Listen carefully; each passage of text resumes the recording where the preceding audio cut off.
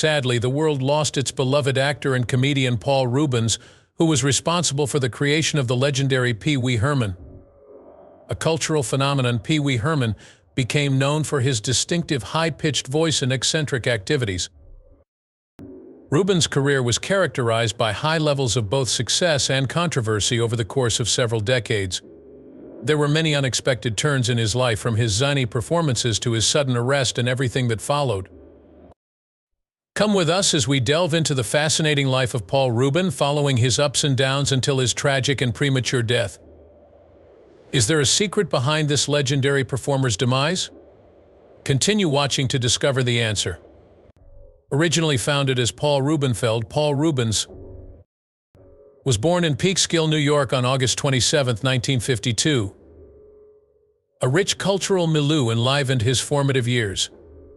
His appreciation for all kinds of entertainment was nurtured by his parents, Judy and Milton Reubens. Going to the Ringling Brothers in Barnum and Bailey Circus as a kid was one of the highlights of his life. Many of his neighbors in Sarasota, Florida were gifted performers for the world-famous Ringling Brothers Circus when his family moved there. Their mesmerizing performances immediately won Paul over, and he began to attend frequently. He owes a great deal of his charming individuality to these factors. He pursued his interest in theater over his parents' disapproval, performing in backyard plays before moving on to a local theater. Throughout his life, Reubens remained enthralled with the entertainment industry thanks to his early passion with performance and spectacle. As a kid, he looked up to young actor Ron Howard. He spent a semester at Plymouth State University after finishing high school, and then he transferred to Boston University. Subsequently, he started sending out applications to acting programs. Several schools, including Carnegie Mellon University twice and the Juilliard School, rejected him before he finally got into CalArts. After relocating to California, Reubens held a variety of jobs, including salesman for Fuller Brush and cook in several restaurants. He chose to continue his study in theater at the esteemed California Institute of the Arts after relocating to the Golden State in the 1970s. He began to work on his stage presence and comic timing at this stage. He joined the prestigious improv comic troupe The Groundlings after developing an interest in humor. A star named Pee-wee Herman rose from among this group of gifted individuals, suddenly becoming popular around the country. The members of the Groundlings troupe would dress as diverse personalities seen in a variety of comedy clubs throughout their performances. Paul, who isn't a huge fan of stand-up comedy, chose to play the part of a struggling comic who has trouble making jokes and coming up with clever responses to hecklers. Even though Pee-wee Herman's trademark chuckle, quirky gray suit, and enormous red bow tie made him famous, he didn't become famous overnight. The character developed over time as Reubens honed Pee-wee via countless performances, paying close attention to detail that would later become his renowned act's defining characteristics. His steadfast commitment earned him critical praise for the character in the 1981 theatrical performance of the Pee-wee Herman Show. Reubens went on to his next enterprise in Hollywood after his remarkable success. In 1985, he collaborated with the brilliant Tim Burton to adapt Pee-wee into a feature film called Pee-wee's Big Adventure. With the film's huge success, Reubens and his charming alter ego were able to seize fresh and exciting prospects. The theatrical production ran for 5 months and was so popular that HBO broadcast a special featuring one of its performances in 1981. The 1985 feature Pee-wee's Big Adventure and the hit TV series Pee-wee's Playhouse were both inspired by this smash hit. Similar to his method, Reubens' work has an air of uniqueness about it. In 2016, during a QA session at the Ray Stark Family Theater at USC as an artist working on Pee-wee's Playhouse, Wayne White thanked Reubens for believing in him and taking a chance on him, and giving him the leeway to express himself creatively to his fullest. "They were doing their duties for the first time," White said. "In Hollywood, who would have offered us a chance? Absolutely nobody." Paul was really remarkable. He possessed a natural talent for unearthing hidden talents and was also an artist in his own right. Unexpectedly making it onto television, the art piece The Playhouse had an enormous impact. It was in the 1970s when Reubens first started doing stand-up comedy in the area. 4 of his 14 guest appearances on The Gong Show were as the comical boy-girl duo of Betty and Eddie, which he co-created with Charlotte McGinnis. He quickly became a member of the Groundlings, an improv comedy troupe headquartered in Los Angeles. He stayed with the troupe for 6 years, during which time he became friends with Bob McClurg, and he and Reubens frequently collaborated on writing and other projects. Reubens appeared in The Blues Brothers in 1980, playing the role of a minor server. 2 years after his rejection from Saturday Night Live, Paul thought his comedic career was over. Thinking back on his time as a weird comedian who became famous a few years ago brought up a flood of memories as he considered moving back to Sarasota, his hometown. Maybe something was there. To revive the Pee-wee character in his own stage production, he enlisted the help of Phil Hartman and John Paragon, 2 other groundlings, and borrowed money from his parents. Injecting the character's defiant spirit with a sense of wonder, silliness, and delight, they drew inspiration from children's programs of the 1950s such as Howdy Doody. Pee-wee Herman, a little lad who lives in a magical Puppetland playhouse, is the protagonist of the Pee-wee Herman Show.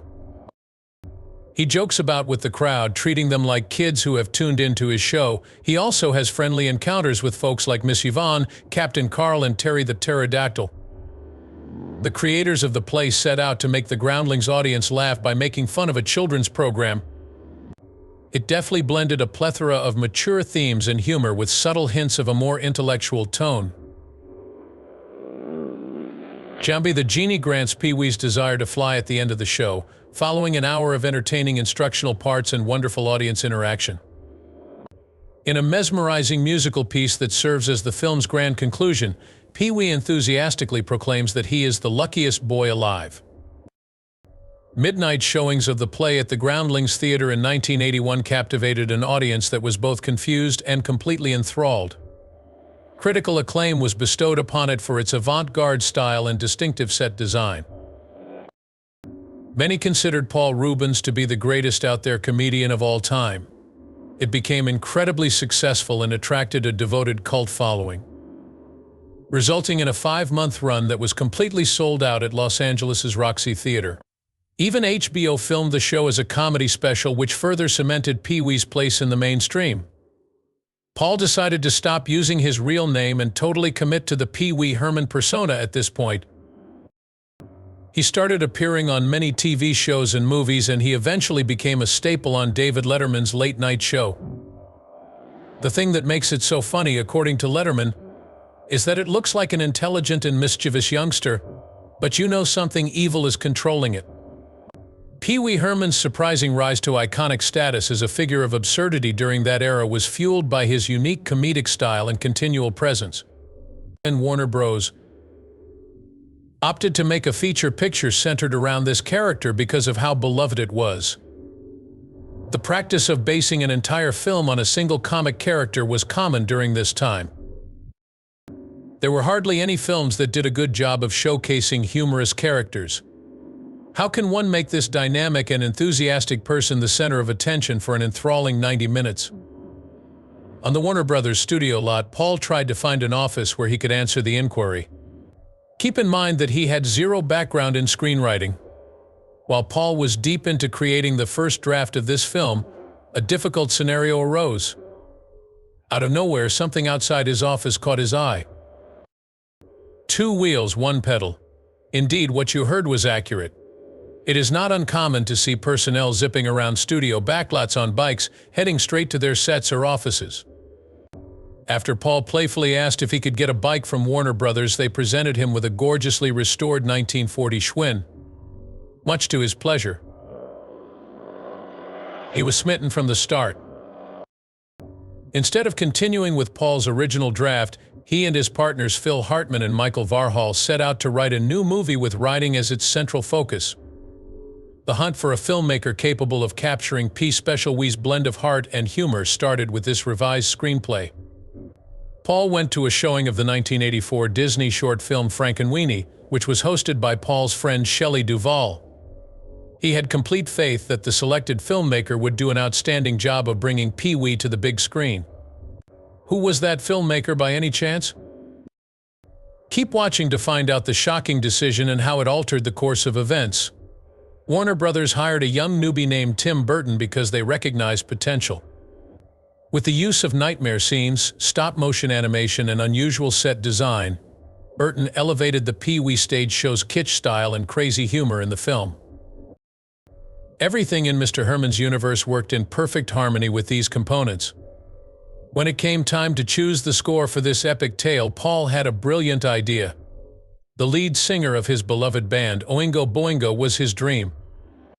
Danny Elfman, a rock artist, reluctantly agreed to compose the score for Burton's debut feature picture after seeing a few gigs. The coincidence is just astounding.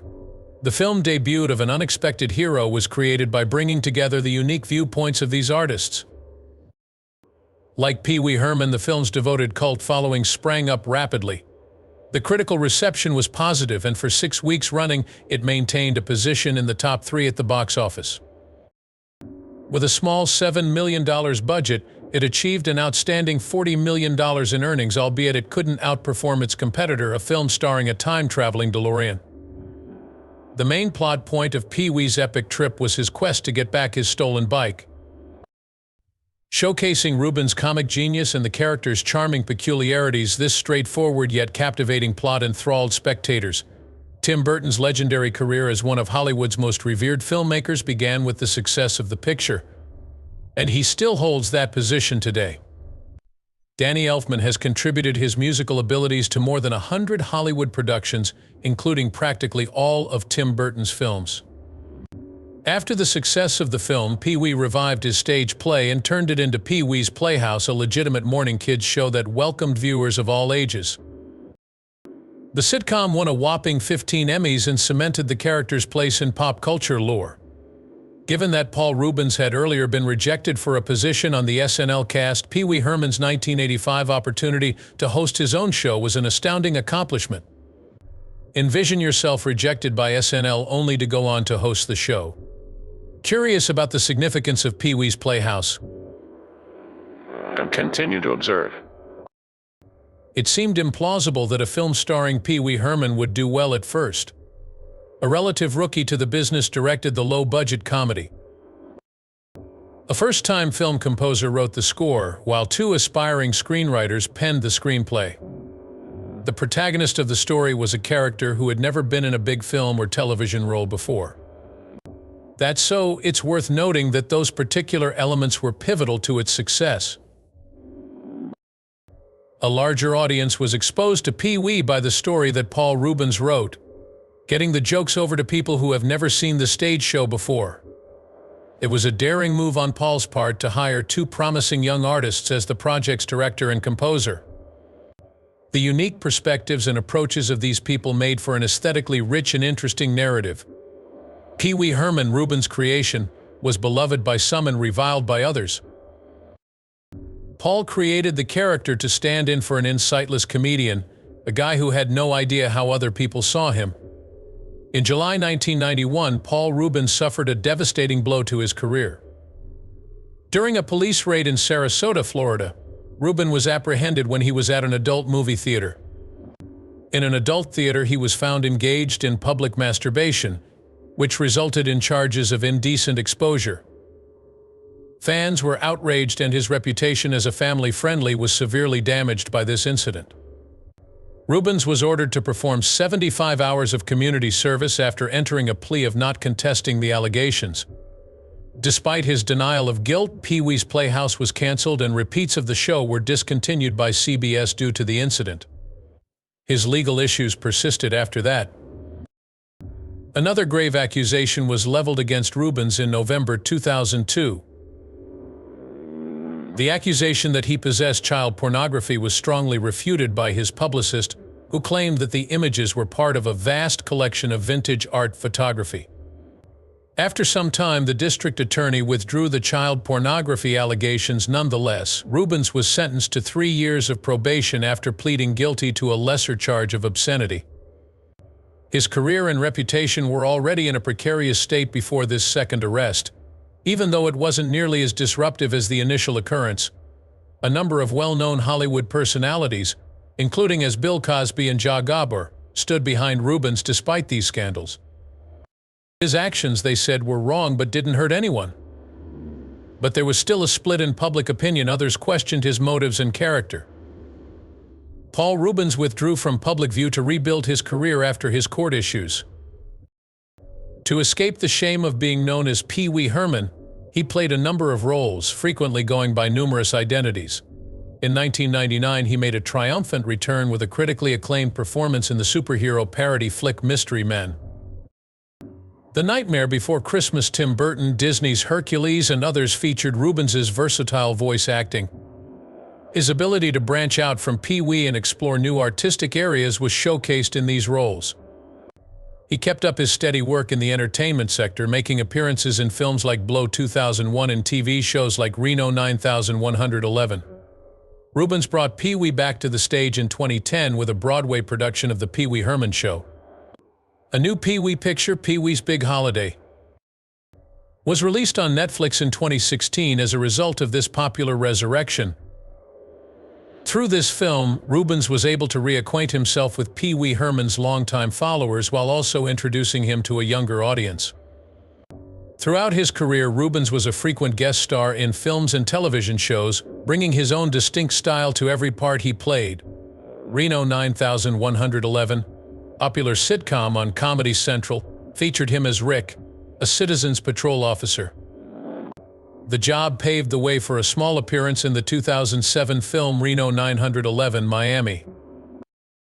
He played the role of the naughty antagonist in the 2006 music video for Steady as She Goes by Raccoon Tours. At a memorial event during the 2007 San Francisco Sketchfest, Reubens spoke about his career.